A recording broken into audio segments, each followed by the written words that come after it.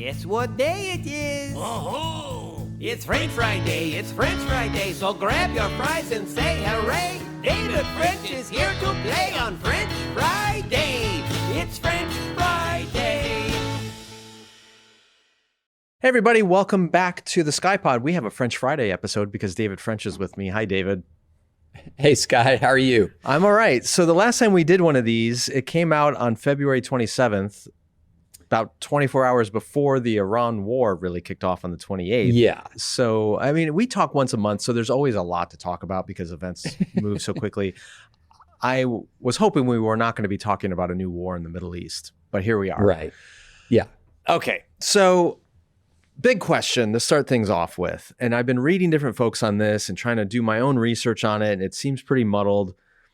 You are an attorney, you know the Constitution, you've practiced law, you teach law, you are a journalist who deals with politics all the time. You have a fantastic podcast on legal questions, particularly regarding the Supreme Court with Sarah Isgur, Advisory Opinions. Like, I can't think of anyone better to ask this stuff. And you were a JAG attorney, like you were in the military. So did the Trump administration adhere to the law and the Constitution in its decision to attack Iran? Absolutely not. It did not adhere to American constitutional law. But this is a weird one, Sky, because this is a war that would be just if it were legal. But because it's legal, it can't be just. Hold on. So, let me put my brain around that for a second. If it were legal, it would be just? Yes, Okay. but it is not legal. So therefore, it by definition cannot be just. So in other words, there was reason for to initiate armed conflict or to continue, actually more properly, an armed conflict with Iran. In other words, under traditional international law, just war principles, which have been essentially codified in the UN Charter, which is you cannot launch aggressive war. Aggressive war is unlawful under the UN Charter. Aggressive war is unlawful under just war theory. And I'm going to use these two quasi-interchangeably because the UN Charter essentially, when it comes to the decision to initiate war, just ad bellum, it really does pretty much codify just war theory. And that is really war is only acceptable under one of three conditions: defense of self, Right. defense of others, collective self-defense. Think NATO, Article 5. If Russia attacked Estonia, we would have just cause to defend Estonia. Sure. Or to prevent, the never again calculus, to prevent crimes against humanity. Genocide. But that's supposed to be done, genocide, ethnic cleansing. Mm-hmm. But that's supposed to be done under the auspices of the UN so the UN Security Council is ideally supposed to, for example, like it did in Libya in 2011, issue a Security Council resolution authorizing members of the United Nations to engage in armed force to stop crimes against humanity. So massacres of civilians, ethnic cleansing, genocide, things like that. So those are the three conditions under which, really, broadly speaking, under which war is just and lawful. We are a signatory to the UN Charter. I believe we ratified it 89-2, back in the 1940s. So overwhelmingly ratified it. We're a signatory to the UN Charter. And so in those circumstances, that's where under international law, you can go to war. Now, international law and American law are not the same thing. Mm-hmm. So under American law, we should only be going to war when there is reason to go to war under the UN Charter and we have complied with domestic law and the Constitution in the process of going to war. So you have to do both of those things. For example, if Congress said authorized an invasion of Mexico, just because we wanted Mexico, not Canada, to be the 51st state, that would be an unjust, illegal war, even though authorized by Congress because it violates the UN Charter. Got it. So, but if we had, let's suppose there had been cross-border attacks from Mexico to the US and the president went to Congress and said, I want authority to invade Mexico, and Congress said no, even though Mexico had attacked us under American constitutional law, we're not supposed to then invade Mexico because Congress has said no. So That's what I mean about drawing out the two things. They both have to be in harmony under American law and under international law for a war to be lawful. Okay, so then let's break this into a couple different parts. Let's put the legality and the constitutionality and the process question aside for a second. We'll come back to it. Right. When you just look at Iran and its behavior, could you have made a case that this war is justifiable? Yes. On all three grounds. And so that gets to the question I have, which is there's no doubt for 47 years, Iran has been engaged in all kinds of horrific behavior, both toward its own people, even recently in its killing of its own protesters, and internationally with its funding and support of various terrorist groups, different actions against U.S. troops and bases around the world, terrorist things, all kinds of nonsense. The question I have, though, is, was it an imminent threat so that the status quo of, say, February 27th, 2026 required us to go to war on February 28th? Like, I'm not saying the status quo was great. It was clearly not great, but did it necessitate the actions of this administration in going to war on February 28th? Because the question is not, is it an ideal situation? No, it's not. It hasn't been ideal since 1979. Right. But that status quo was kind of baked into the reality. What triggered this administration to say, no. At this point, the status quo has changed so much that we have to go to war because there's no other legitimate option for us. Okay, so this is where it gets very squirrely, Sky, because imminence is basically the only argument in these circumstances you can make to justify doing an end run around Congress. So if a president receives information that let's say, for example, I'm just making this up. Let's suppose you receive information that you see massive movement of Iranian missiles to their launchers. You receive intelligence that Iran is going to be targeting American troops, that maybe you have Iranian jets sort of painting, to use a term, American jets with fire control radar, or Iranian surface-to-air missiles painting American jets in international waters with fire control radars. In other words, there's a lot of signals going that something is about to kick off. Or let's take what if Ukraine saw all the Russian troops moving to its borders and decided to strike first? That would be justifiable. Ukraine could do that because Russia is, you don't have to wait for the blow to land if you know that you can see the blow coming. And so that's a very narrow circumstance where a president seeing a blow about to land can deliver the first blow, but under the War Powers Resolution should go immediately to Congress. Right. Even if there's imminence and you order to save American troops who are going to land that first blow. So it would be, this attack's about to happen. I don't have time to go to Congress if I'm the president. Exactly. I'm going to authorize the military to strike first. And almost immediately, I am going to go to Congress and say, this is the action I've taken. This is why I've taken it. Please authorize for further action as needed to pacify this threat. But none of that's what happened a month ago. None of that. So this is where I say it gets really squirrely, Sky. This is what it is. One of the factors that makes me say there's just no way this was constitutional. So the argument seems to be this, that once Israel made the decision to go, we believed that Iran would respond to an Israeli attack by attacking us. This is what Marco Rubio essentially said. Yes. Right. This is the Marco Rubio argument. So it's not that we went to war because Israel attacked. It's that we attacked at the timing we attacked because Israel was going to attack. That we were going to, so this is where it gets so muddy. So if we were going to go to war with Israel anyway, then, and there's no immediate strike of Iran doing a first strike, then there's no reason not to go to Congress at all. Okay, so there's no imminence. But let's suppose, I think what Rubio, and this is complicated, and that's why I keep using the word squirrely. If I understand him correctly, Israel and America said, yes, we're going to go. And then Israel says, and we're going now. And we go, okay, we're going now, because if you go on the operation we've both agreed to go on, then we're going to get attacked also. But conceptually, Sky, this makes very little sense at all. Right. It sounds to me like the United States decided that it is strategically advantageous for us to strike with Israel first, because if we don't and Israel strikes, Iran's going to retaliate against our troops or ships or whatever might be in the area. So why would we give up that strategic advantage when we know we're going to get hit anyway? But we're not going to get hit because Iran is saber rattling. It's because our own ally is saber rattling. Right. Our own ally is about to strike Iran, and Iran will strike us back. Now, and then that would mean that we would be pulled into the war anyway, so we're going to join Israel now. It's sort of the way.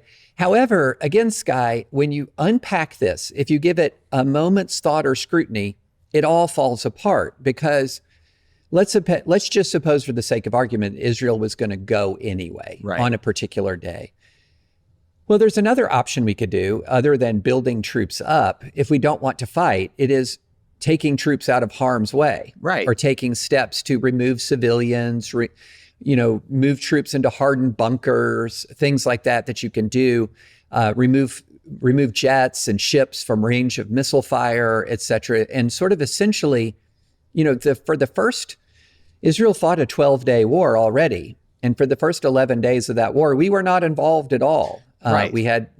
We had troops and civilians in the region, and we only got involved for sort of a coup de grace strike in the very end of it all. Well, so it is not the case that it is inevitable that Israeli conflict with Iran would pull us in the way that the administration is talking. And this has been a pretty loud critique coming from some formerly MAGA voices on the far right, whether it's Tucker Carlson or others.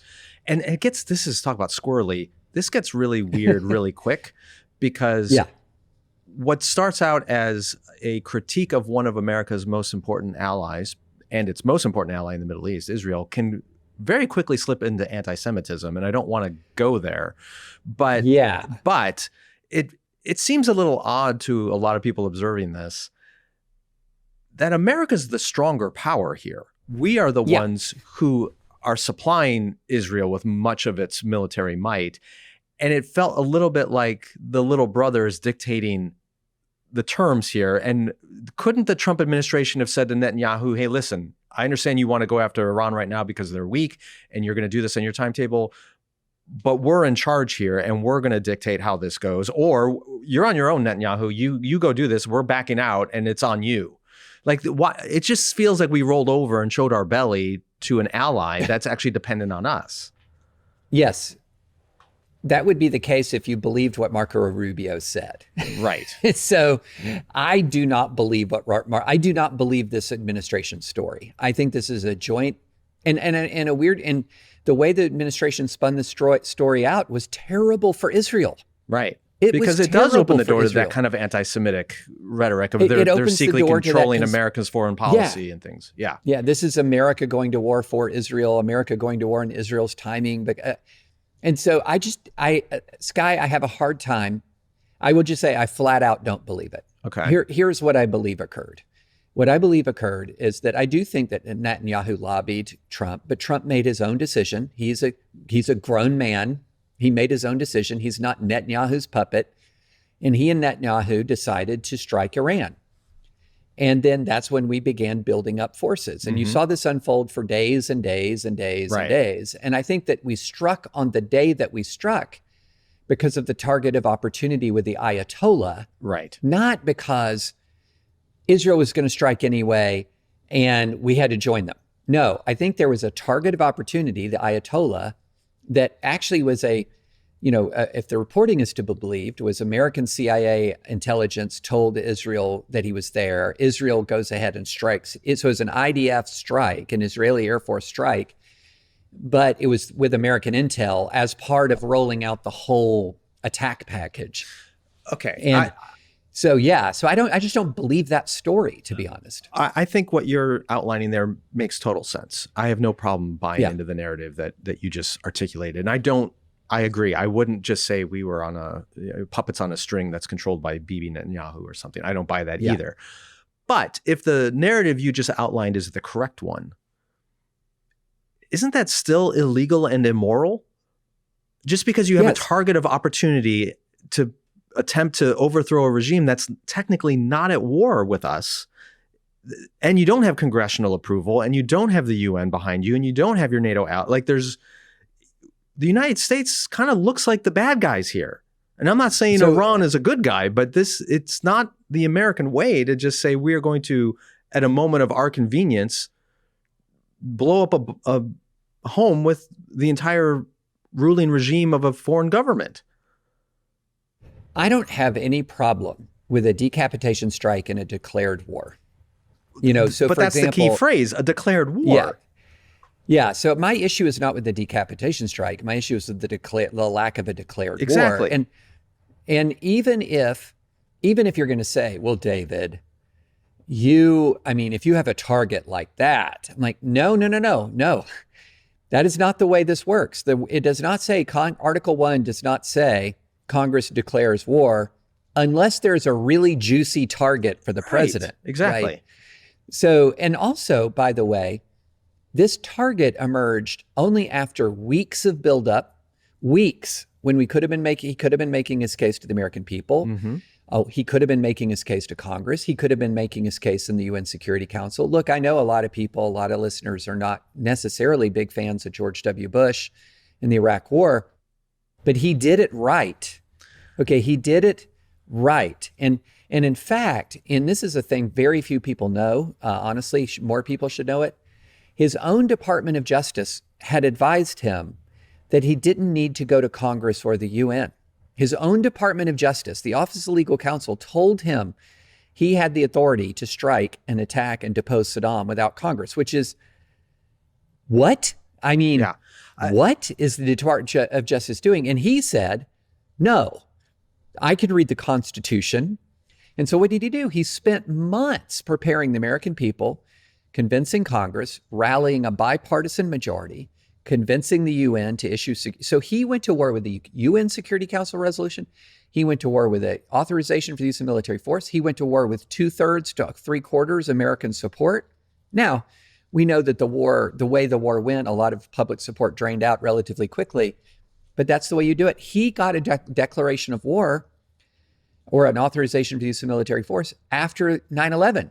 Right. And nobody doubted we could have hit back after 9/11 just instantly on the president's command. But he went and he got an AUMF after 9/11. What? His dad went and got Security Council resolutions and authorizations for Desert Storm. And this is the part that, some of our listeners are probably not old enough to remember 2002, 2003 and the run up to the Iraq War. I certainly am old enough.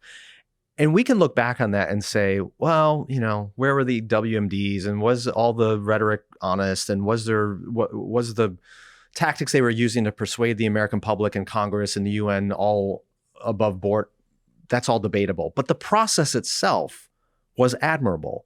And what I appreciated about what W did in that season, even though I was not a supporter of the war at the time, what I appreciate that he did is he was trying to maintain America's moral authority by saying we are not just a vengeful people that are going to attack those who we believe attacked us in the case of Afghanistan, or we're going to preemptively attack those who we fear may attack us in the case of Iraq. Right. Instead, he said, we believe in the rule of law. We're following the Constitution. Yeah. We're persuading the people. We're winning over their representatives. We're going to the United Nations. We're rallying our allies. We're making our case. There was Colin Powell holding up the little baggie of whatever that substance was that he was holding up in front of the UN Security Council. Like, there was global persuasion at work. Yeah. And none of that happened this time. Nothing like that happened. And now nothing. The other case worse than nothing. Right. Worse than nothing. But and we can talk about how it was worse than nothing. The other thing I want to bring up, though, is there was no doubt back in 2003 that what President Bush was asking for was authorization to go to war. Yes. What some people are saying in this case is, well, it's not really a war, so you don't really need authorization. And they will go back and cite Obama in 2011 not seeking congressional authority to strike Libya with our NATO allies. And so how does that factor into this? Do Trump or his advocates have any leg to stand on by citing that example in 2011 as an end around Congress? And why not then? So that's a double no. So here's the primary no. The decision of a prior president to violate the Constitution does not erase the Constitution. So if a prior president has engaged in an unlawful conflict, that is not legal precedent for you to engage in an unlawful contact. I think that there is only one way. Like, it's fascinating to me how MAGA argues. 90% of the arguments MAGA engages in begins with "what about ... Sure. And going, so if they do something wrong, they're going to look at the last 5 administrations and they're going to find, somewhere, somebody, you don't like our tariffs? What about student loan debt cancellation? The what about is just constant. And so it's been, what about Libya? Well, let's just presume for the sake of argument that Libya was exactly analogous. If Obama did that the wrong way in 2011, that's not carte blanche for Trump to do it the wrong way in 2026. But it's not the same, because Obama had a Security Council resolution authorizing the members of the Security Council to use force, authorizing the use of force to prevent a humanitarian catastrophe and disaster. I don't know if you remember the exact setting, but Gaddafi's forces were advancing on essentially what we looked like we were about to have a massacre in Libya on the scale of the massacre that actually happened in Iran, where tens of thousands of people were slaughtered, murdered. And so there was a UN Security Council resolution. Now, the American constitutional argument for why that would be enough is very similar to when the UN Security Council, when there's a UN Security Council resolution that triggers treaty obligations in the same way that an attack on NATO triggers treaty obligations. These treaty obligations have been Senate ratified. And so we're participating in a democratically ratified international security process. And that's the argument of the Obama legal team, was we already had the authorization with the Senate ratification of the UN treaty. And when you have a UN resolution, then the U.S. can operate under that umbrella. Okay. So in other words, I'm Congress... not sure I totally agree with that. But their argument is Congress, who the Article 1 gives the right to declare war, essentially made that decision when they ratified these agreements, these treaties that we were a part of. So it isn't like Article 1 authority has no role in this. It had that role. It's just... It had already been exercised. Right. And so whether you buy that argument or not, it doesn't apply to this situation at all. It does. It's apples and oranges. It's not just apples and oranges. It's apples and bowling balls. I mean, they're both round. They're both round, but they're both not fruit. The situation is the closest analogy would be really the Clinton operations in the Balkans. That would be a closer analogy. Yeah. Okay. And that's going back to the 90s. And it was very controversial at the time, Skye. I'm older than you. I remember the controversy around that use of force. I was a college student. I remember it. You're a young whippersnapper, Skye. There's a sad reality that when these military operations are relatively or wildly successful, people tend to forgive the way in which they were engaged, right? It's when they become a quagmire or there's terrible loss of life or whatever, the bad outcome occurs, that everyone looks back and go, well, they did it wrong. And that's where you might be held accountable. So let me ask you this. If you were advising senators, Republican, Democrat, doesn't matter. If you're advising senators about their proper response to what we've seen in the last month, what would you be telling them? I mean, we saw some of them freak out after this happened, saying this is illegal, it's unconstitutional, the president's acting without authorization. But essentially, it feels to me that Congress kind of just rolled over and said, what would you tell them they should be doing? They have to assert control over this conflict. And so, but they don't want to own the outcome. So why would they, they don't. There's no political interest for them to do that. No, and they will not do it. And let me tell you reasons why they won't do it, other than just your standard garden variety, cowardice in the face of Trump, which is like the normal standard garden variety. But why is it that Congress has been very bad at asserting its authority when presidents have unilaterally taken us into conflicts? And because it has happened. You've got Clinton in the Balkans. What did Congress do in 2011 with Libya? We've had shorter conflicts where there's been no congressional role, at all.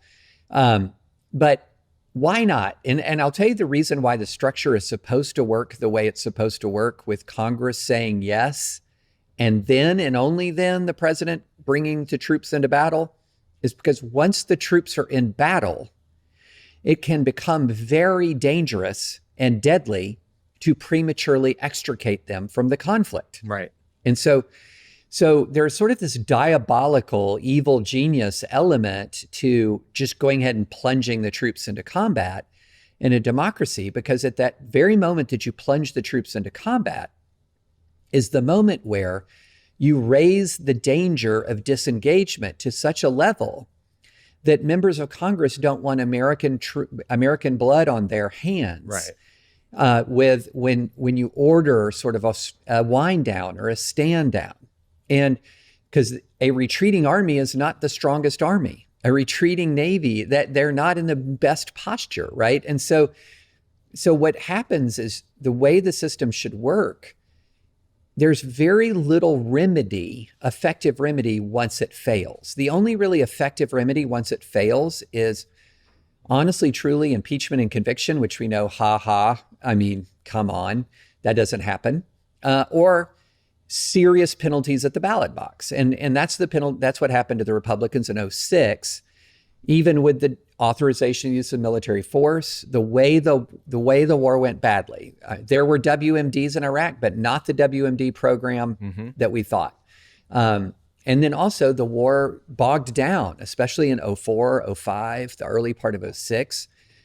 There were thousands of American casualties. There was a lot of discontent with the war. And so in 2006, the Republicans were hammered. In 2008, the Republicans were hammered. And for years after, the Bush administration was like, oh, we don't want to do that again, was the public consensus, right?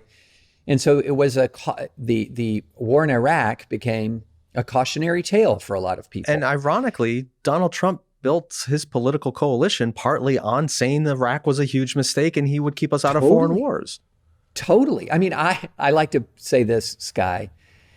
When I voted for Kamala Harris, they told me that there would be another war in the Middle East and the president would try to break the filibuster. And they were right, Sky.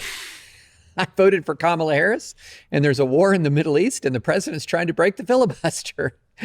Just the different president. Okay, let's pivot to some of the political implications of this, because you're talking about the political fallout from the previous war in the Middle East under the Bush administration.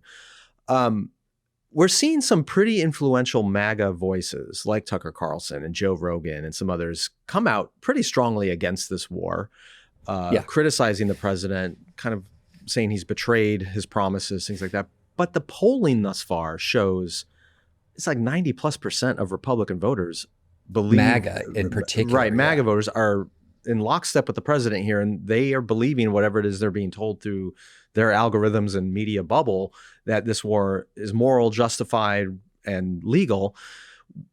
Why do you think there's a split between the MAGA influencers and the base? And do you think that's going to persist, or is this the beginning of erosion? Is it rotting from the head down as the MAGA influencers are bailing?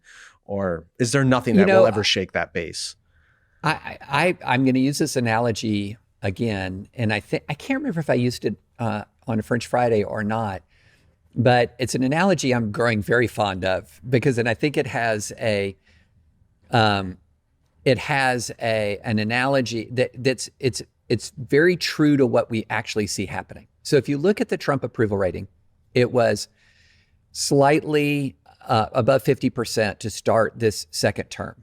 And then it's just slowly eroded. Mm-hmm. It's just gone down. It's not plunged. It's just slowly eroded. And that's the dynamic right now. And the dynamic is, imagine, like, Sky, we're in Chicago. And you know how Chicago, well, I'm not in Chicago at the moment, but we live in the greater Chicagoland area. And you know how you get on the freeway, it's choked with people. And then on rush hour, and then every exit, a few people get off. A few people get off the exit. That's what's happening to Trump right now. It's not that he's facing a collapse in support. It's that every day he gives his supporters a new off-ramp. He will do something every day, every week that you can say, well, I was with him and then ... And Right. so this is what you're seeing happen is there's this big MAGA stream of Republican voters and they're all on the highway. And then you look up in front of you and one or two cars has on their blinker and they exit off. And then there's just slightly less traffic. And then the next week or day or month, you see a few more cars flip on that blinker and exit off the MAGA freeway. And so the MAGA freeway is getting smaller and smaller and smaller, but it's still the MAGA freeway. And so they're still going to say it's going to be overwhelming support from a smaller and smaller group of people. So do you think that's why this is a little deceptive? I right. think. So you're saying that the polling that shows 90+% support is because it's self-selected because the people who got off the highway aren't included in that poll anymore? Well, because you're going to be asked, are you MAGA Republican, right?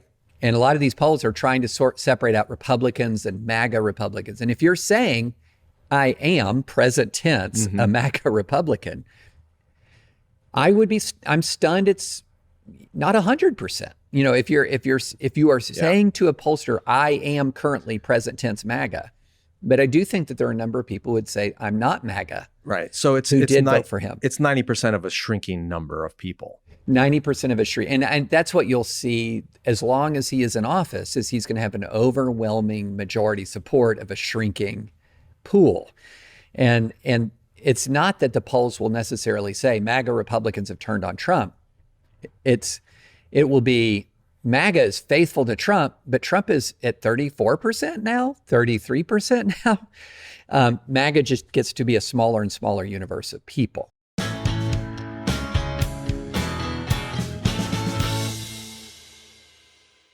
What do you think it will take politically for more Republicans in Congress to actually take the exit and say, we're not. I mean, you see a tiny bit of this with like Marjorie Taylor Greene getting off with the Epstein stuff and a few others on that issue. That was certainly an exit that some of them decided I'm out.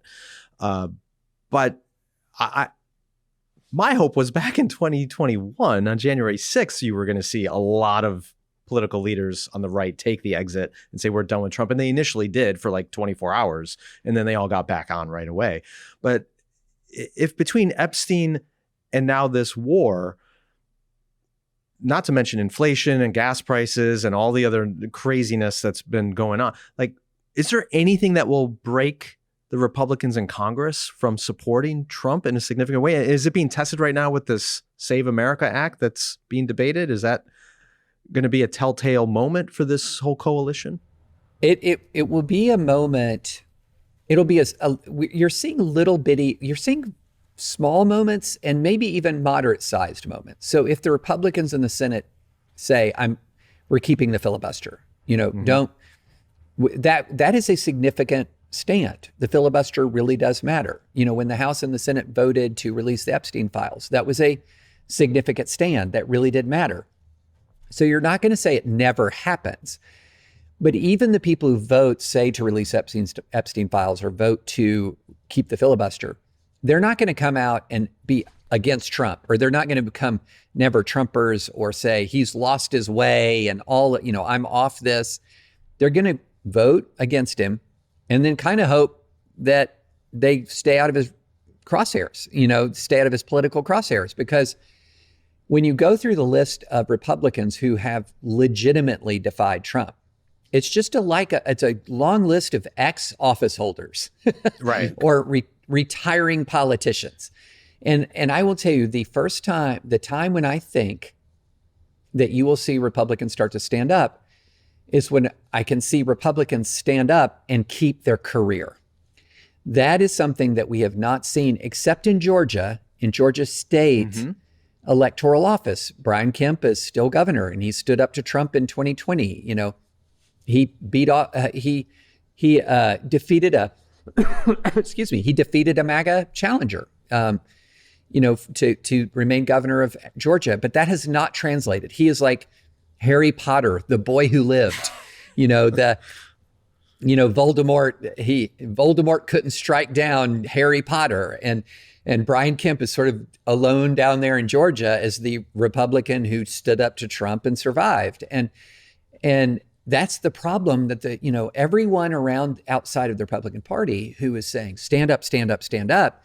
Everyone inside the Republican Party is hearing, sacrifice my career, sacrifice my career. And I'm sitting here going, sacrifice your career. Yeah. Like, sure. Guys, do the right thing here. But that's a big ask. It is a heavy lift. It's a big ask that you're making. Maybe, but they all also put their hand on a Bible and swore an oath to uphold and defend the Constitution of the United States. So on some level, it's like, this is what you signed up for. But I will say this. I will say it is easy for people who have never faced a threat to their career to tell somebody else, risk your career. Of course. Right. Yeah. But okay, putting that aside, the courage that we wish were true of our elected officials.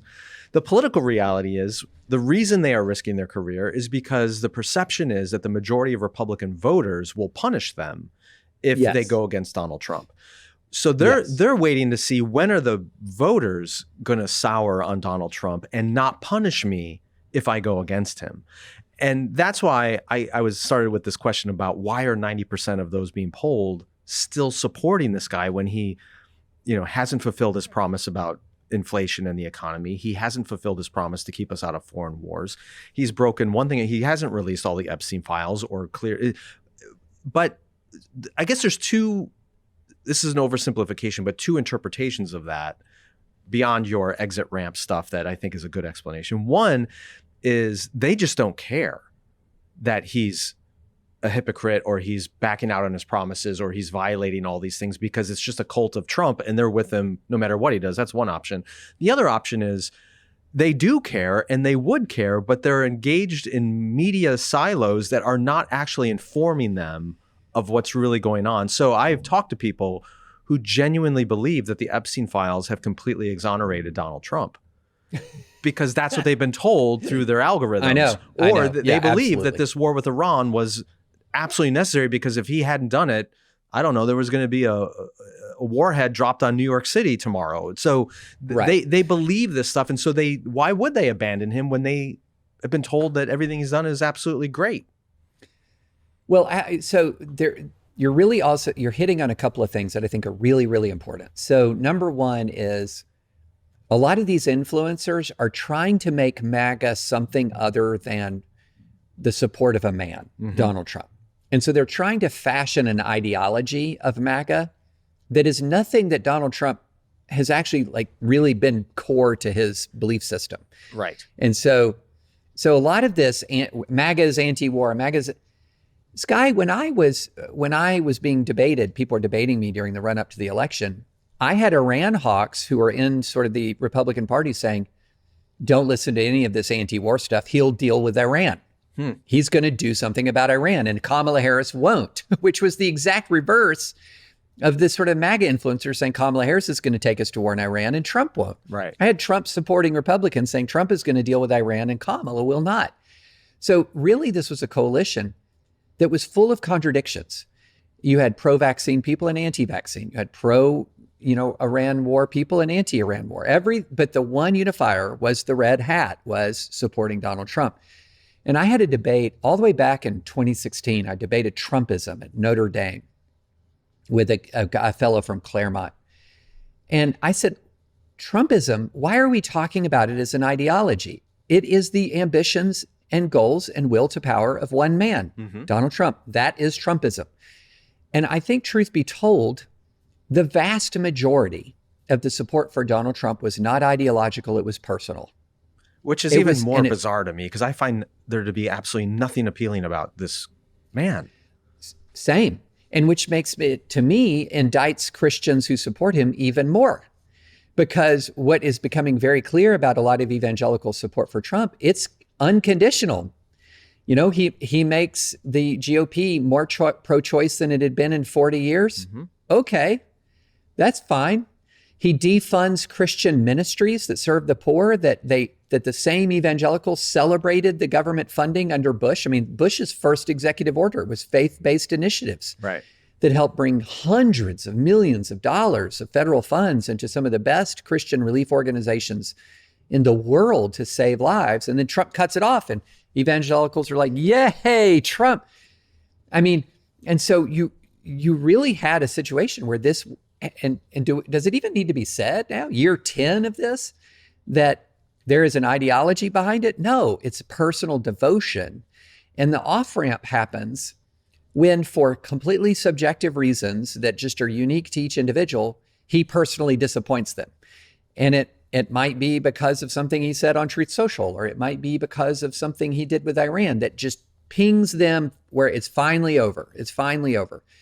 But that's not the vast majority of the GOP, and it will not be the vast majority of the GOP. I think if present trends continue, it will be enough of the GOP that the GOP gets walloped in the midterms.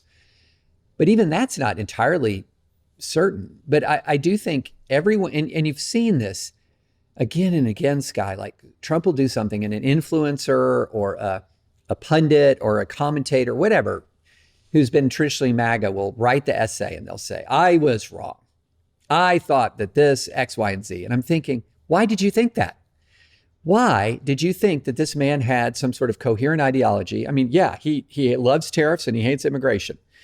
Outside of that, what is there at all that is real and genuine and a coherent philosophy and set of beliefs? Heck, he doesn't have a coherent philosophy of the war he just launched. Right. I mean, okay, but you're not making me feel better, David. Not that. No, I'm not. That's not why you're here. But part of the reason I'm drawn to the explanation that people are in media silos where they're not really being told the full truth is because honestly, it's my way of trying to protect my perception of many of the people in my life, where I can just say, well, it isn't that they're devoted to some lunatic narcissist, authoritarian reality show guy. It's that they just don't know because they're not being told what's going on. But what you seem to be saying is most of them just don't care. They screen it out, so I think it is not just that they're not told, but that is a part of it. Mm-hmm. So you do have to understand that if you are a very committed partisan Republican, and this is not true necessarily of sort of your normie Republicans, but like you're very committed and partisan, there's two pieces of news that you get about Donald Trump. Donald Trump is right. This news item number one. And number two, Donald Trump is being unfairly attacked. Right. And so you just constantly get that. So for example, if you hear somebody like me say he should have gone to Congress, and they'd say, well, where was David in 2011 with Libya? And so that signals he has been unfairly attacked. Well, in 2011 in Libya, I wasn't a journalist full time, but Obama should have gone to Congress. Mm-hmm. I'm happy to say that he should have gone to Congress, right? And so this is the way the news diet works. But after so many years, it's almost impossible to cocoon yourself and bubble yourself so much that none of these scandals, serious scandals, leak in. And normie Republicans, by the way, are less bubbled. Sure. They're less bubbled. So they might listen to NPR some. They probably watch network news or local news, or they might, hey, Sky, they might even actually be a subscriber to the Times. Imagine that. There are a lot of Republican subscribers to the Times. And so at this point, 10 years in, I'm in the right-wing Newsmax OAN bubble is of diminishing utility to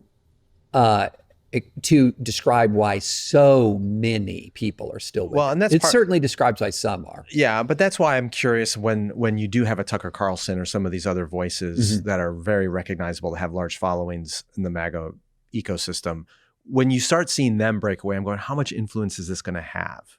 Like how many people will have their loyalty to Tucker Carlson tested and their loyalty to Trump tested and say, I'm sticking with Trump? Or are they going to break? Or are they going to go with Carlson when those kinds of fissures open up over a thing like Iran?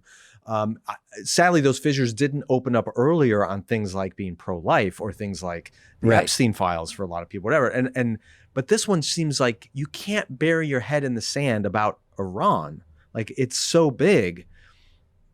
And you have big voices out there saying this is wrong. This is a betrayal of what Trump promised us. Is that actually going to make a difference? And answer that. And then before we wrap up, I want to come back to the war itself and where this might all be going. So I'm getting deja vu to a particular moment in early 2016, and it was the Against Trump issue of National Review. Mm-hmm. And it was a cavalcade of conservative influencers. It was Battleship Row, Sky, of the biggest conservative influencers of the time saying, not this guy. And guess what? It was that guy. Yeah. And so, I've been through every iteration of this. I've been through the 2016, we're not doing this, are we, from the conservative leader class, followed by like, oh, wow, look at all the people going to him, followed by the 2020 or 2021 post January 6th. We told you he was a destabilizing, out of control, dangerous force. And then what do we see happen? But we watch virtually every Republican decide that after January 6th, it was Mitch McConnell and Mike Pence that they didn't like anymore, rather than Donald Trump. And so again and again, you've had people with big audiences, with big constituencies say, I'm done, or don't do this, or I'm out now, and very few people go with them. And then they either come sort of slinking back into the fold. If you look at that list of the Against Trump issue, Sky, it is demoralizing because a lot of those people became MAGA, MAGA, MAGA, MAGA, MAGA. So they either slink back into the fold or they find themselves like a never Trumper like me, like looking around going, where'd all my political friends go? Is it sort of a sunk cost fallacy, especially 10 years in now? Like you can't run away or walk away because it would be admitting you were wrong. I do think there's a big part of that. And I also think it's an identity issue for a lot of people. So a lot of people in Trump world, they are feeling like if you're going to be sort of empathetic and sit in their shoes and like see what is it that they think about themselves and the world, they're going to say, he has been unfairly attacked for years. I have faced scorn from family and friends for years for supporting this man. It is part of who I am now. I am a Trump supporter. I have endured slings and arrows. I have endured mockery and condescension, and I have stuck with him. And the reason why I stuck with him, it was totally vindicated in November of 2024, because for whatever reason, this man knows how to beat the Democrats and other Republicans do not. And if I don't like wokeism, I don't like the left, I don't like abortion rights on demand, this guy can stop it. And I'm sticking with this guy, and I have stuck with him through thick and thin. And you can see the telltale evidence of this guy in the polling. What's fascinating about the polling is Trump still outperforms Trump the politician outperforms Trump the issues. So in other words, Trump's approval rating is higher as a person. Trump's approval rating is higher than the approval rating of 90% of the issue areas that he's been working in, from the economy to you name it. Which is amazing because it lends credence to the argument that this is a cult of personality, that it is his personal charisma that affects some people that can endure any scandal, any hypocrisy, anything. They will stick with him. I just think the cult of personality's point at this point is just beyond debate. Yeah. I mean, what more evidence do you need that it's a cult of personality? Okay. Before we wrap up, I want to come back to Iran and where things currently are. And they shift from day to day. We're recording this on Tuesday, March 24th. And by the time people see this on French Friday, the 27th, who knows where we are. Yeah. But most recently, we could be at war with Cuba. By yes, Friday, that's the next one. See you next month, David. We'll talk about Cuba. Right. So the Straits of Hormuz are severely restricted right now by Iran, and very little is getting through. And there's been a couple of things that have happened which just seem so bizarre to me. So, okay, a little bit of background. During the Obama years, the Obama administration negotiated a treaty with Iran to try to limit its access to nuclear weapons. And Trump hated this deal. He tore it up the moment he entered office in 2016. But there were severe embargoes placed on Iranian oil coming out of that. And Trump just recently lifted the embargo on Iranian oil, which seems like a reward to Iran for, what I'm getting at is there a possibility that whenever this conflict ends, Iran actually comes out on top? It's possible. So, I mean, Skye, we're through the looking glass here. Exactly. I mean, that's what I mean. It's crazy. It's nuts. It's hard to put into words how nuts this is, because all of that's happening with the scrambling about the oil is downstream of not going to Congress. Okay. Right. So yes, if you go to Congress, you say to Congress, if we do this, it's highly likely the Strait of Hormuz will be closed. We're going to pay more at the pump. So that's why, here's what I want to do. I want to absolutely reinvigorate the Strategic Petroleum Reserve in a massive way. I also want to prepare the American people to pay higher gas prices at the pump. But this is us sacrificing together, because this is an enemy regime that has killed hundreds and hundreds of Americans, et cetera. You make the case that there will be blowback, there will be negative events that occur in the war, that Iran gets, the enemy always gets a vote, is the old saying, and that you prepare the people to endure hardship. Well, none of that occurred. None of that occurred. So now Trump's in a position where he's trying to fight a war on the one hand and keep the Dow elevated on the other hand, and gas prices low, because he knows he has no public support for this. Right.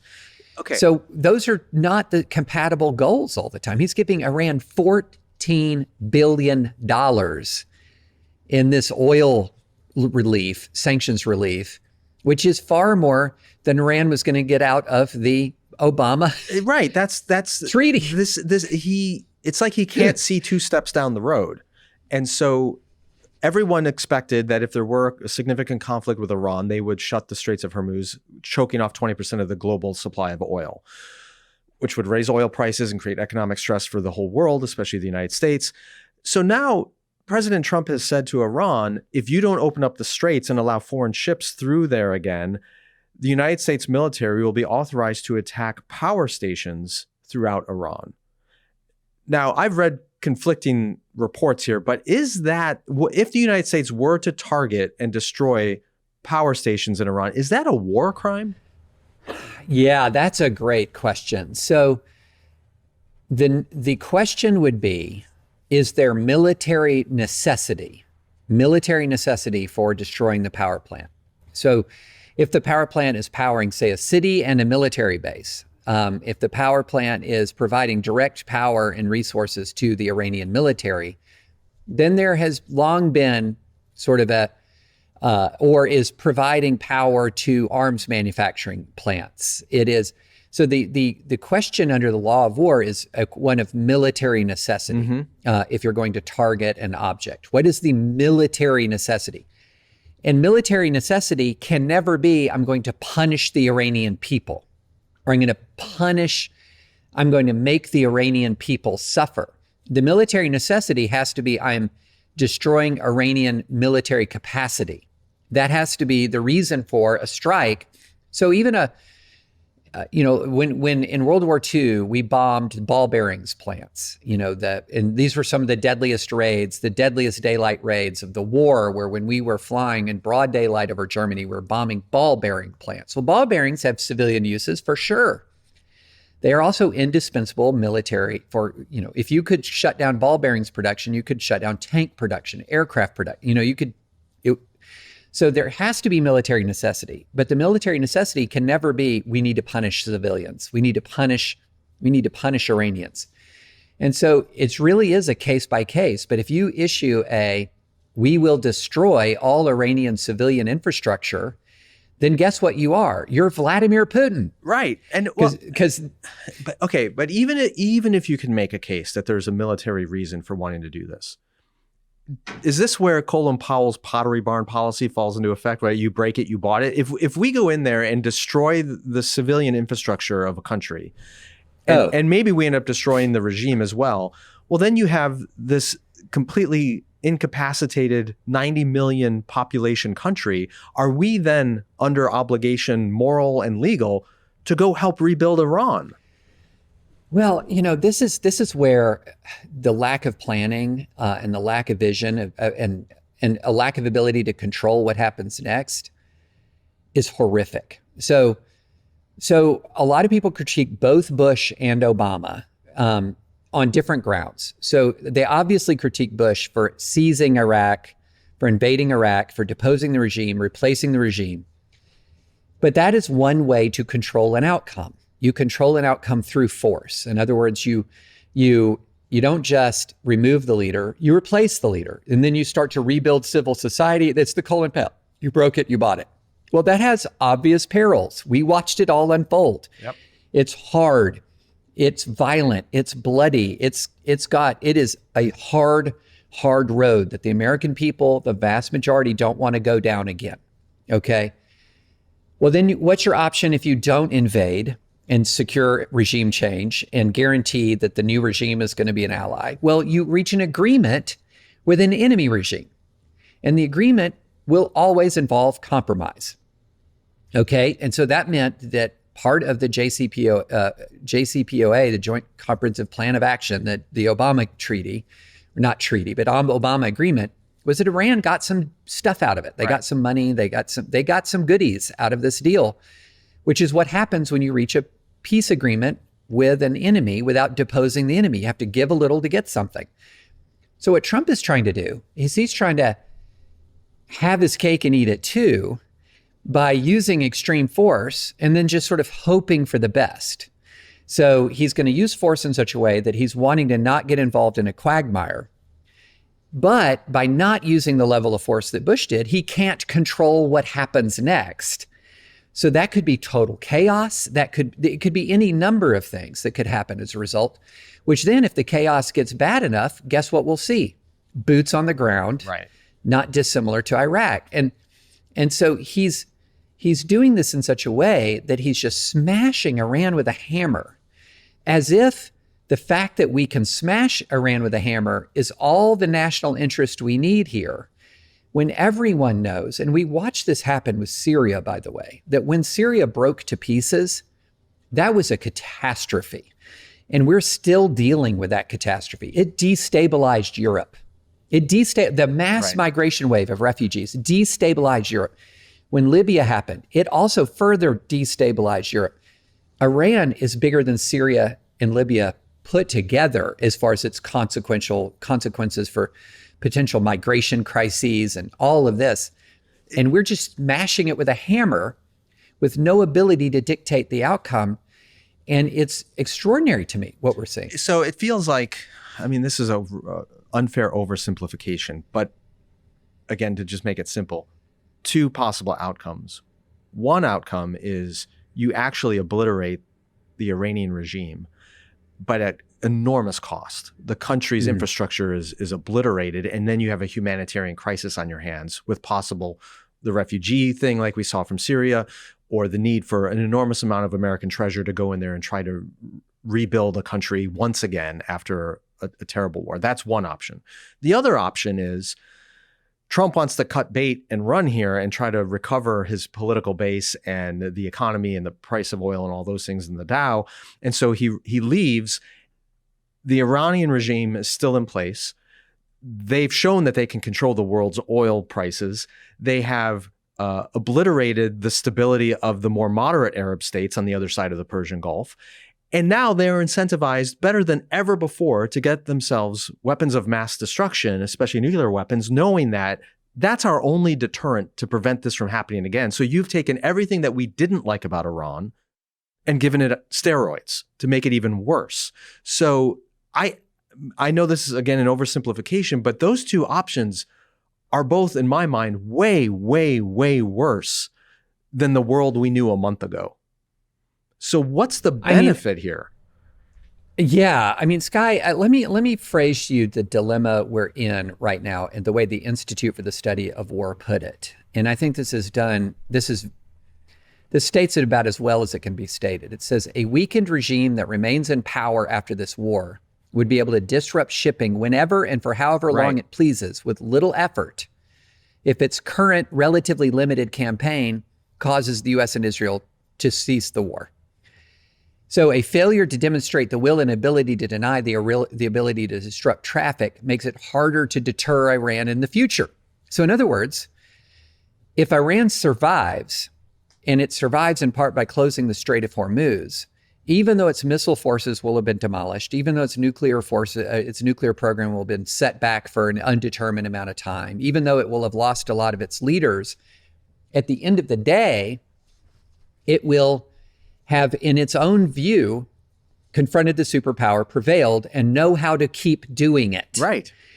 And to know how to keep doing it. And so then that puts America in the strategic dilemma, because if your goal going in was, if we had announced on the front end, let's suppose the front end goal, they received congressional approval for strikes to end the, or as much as we could, damage the nuclear program, and that's it. Which is what I And that's thought the goal. we said we did back in June. But Which we thought it was obliterated in June, that's Sky. what the administration told us.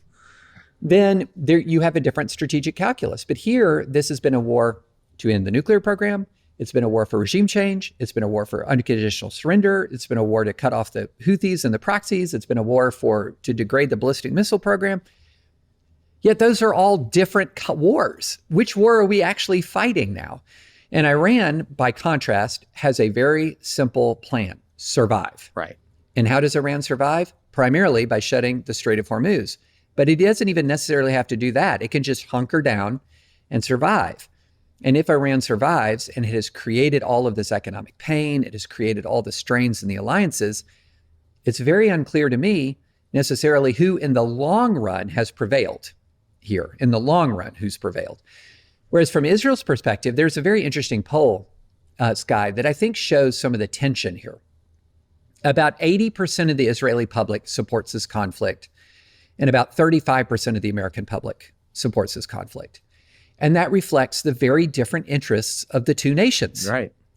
It is in Israel's interest to just smash Iran with a hammer. I mean, Israel, under no circumstances was it ever going to occupy Iran. If Iran falls into chaos, that's fine with Israel, just the way it was fine with Israel when Syria fell into chaos. That took an enemy off the board. Syrian refugees weren't coming to Israel, so it wasn't destabilizing Israel. So Israel has a real interest in just smashing Iran with a hammer. Iran has attacked Israel directly. Its proxies have massacred Israeli civilians. I mean, it's just a different deal for them than it is for us. And when you have two allies with such different incentive structures and such different ultimate, global interests, then it makes you start to wonder, how will this alliance hang together when you have such very different interests? And what I'm concerned about, Sky, is we're going to end up with this kind of creeping escalation, where we got to seize some islands in the Persian Gulf to secure safety of the waterways. Then we got to secure maybe some of the border areas of Iran and the beaches and close in the coastal regions of Iran to protect our soldiers on these islands from artillery fire. And then once you seize the coastal regions, well, then all of those soldiers are in peril. And it creates an escalation ladder that at some point you've got the 101st Airborne in Tehran. And I don't think that's going to happen. I don't think Trump will do that. I think Trump will at some point declare victory and end this thing. But once again, I just keep making this point because I was recently speaking to a group of predominantly conservative young men. And I was saying, guys, this is why the requirement for Congress to declare war is not just a technicality. It's not an I dotting, T crossing, because when you go to Congress, you have to do this. You have to say, what is our objective? You have to say, what is our plan to achieve our objective? Not that on 400 hours, the 1st Brigade of the 101st Airborne is going to breach that. No, you don't do that. You describe what's our objective? How are we going to achieve it? What kind of leadership do we have to do it? And if you have it's a lawful request for the use of force that's in American military capacity, that is well led with a good plan, maybe you can convince Congress. But they just launched this thing. And so now we don't know what the goal is. We don't know what the end stage is. I don't think Trump knows what the end stage is. And I'll tell you this, Guy, this is what bothers me. This is what worries me. And I don't think this will happen, but for the first time since the end of the Cold War, I'm getting nervous. And that is, I'm getting August 1914 vibes in the recklessness and irresponsibility of our leadership. And why would I single out August 1914? Because that was the moment when a collection of world leaders essentially stumbled, and now some historians will fight me on this to some degree, but I don't think you can make a clear argument that the war unfolding, that World War I unfolded according to plan. One thing led to another, and next thing you knew, we were in a global conflict. So here, think about this, Guy. We have Ukrainians now in the Middle East helping train Americans to react to Iranian drones that have been raining down on Ukrainian cities for the last 4 years. And Russia is providing Iran with intelligence assistance to target Americans. The two big wars right now in the world are interconnected already to some degree. And that doesn't even factor in the reality that most Iranian oil is going to China. And with American forces stretched thin right now, who knows what China does with Taiwan? And if that opens up another front, we're in completely uncharted territory. This is the point of, on August 1914, you could point to a lot of world leaders who are pressing on the gas, and you could not point to very many who are pressing on the brake. Yeah. Well, and right now, who's pressing on the brake? Europe is pressing on the brake. Europe is pressing on the brake to Trump's enormous frustration, which could result in even greater rift with NATO. But not many of our world leaders are pressing on the brake. We got a lot of world leaders pressing on the gas right now, Sky, and it really makes me nervous. There's this isn't what Jesus intended, but there's that saying where he talks about a king before he goes to war checks his armies to see, does he have enough soldiers to fight the war or not? And if he doesn't, he makes peace before going to war. And you go back to the early 1990s and the first Gulf War and President George H.W. Bush or George W. Bush in the second Iraq War. And in both cases, they spent months and months and months talking to and coordinating with allies to see that we had the forces and the cooperation needed to finish the job. Trump didn't do any of that. He kicks off this war. He realizes, perhaps he was told in advance, I don't know, that Iran was going to close the Straits of Hormuz. And then he goes to the allies and says, hey, you need to send your troops in here and your ships to open up the strait. And the allies are like, no, we're not.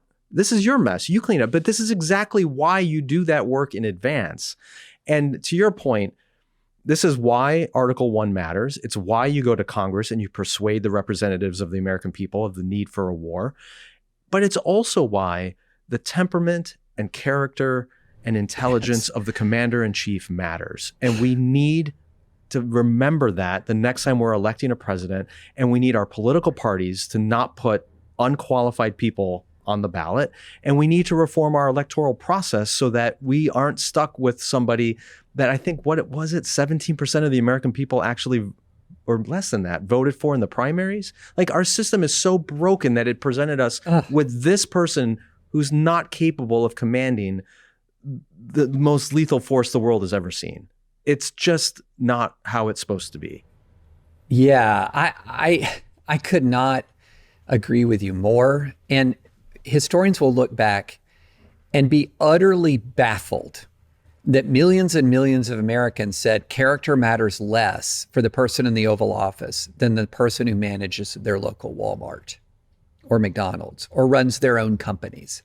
Because one of the things that I've done is I've asked my more MAGA friends, and I probably say, I don't know, for the ratio New York Times columnists who have more MAGA people in their lives, I might be leading the pack. I don't know. We haven't done. It's a low bar, though, David.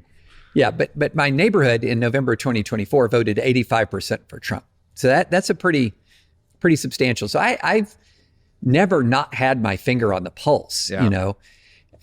But again and again, I will ask a MAGA person, if your boss was found liable for sexual abuse by a jury, would you want them to continue to be your boss? No. If like a dozen or 14 or 15 women had accused your boss of sexual harassment and or sexual assault, would you want them to be your boss, the CEO of your company? No. Would you want them to be the principal of your kid's school? No. Why do you want him to be president? But what about Biden, Obama, Clinton? It goes into all those things. Sure. But we all know we were around.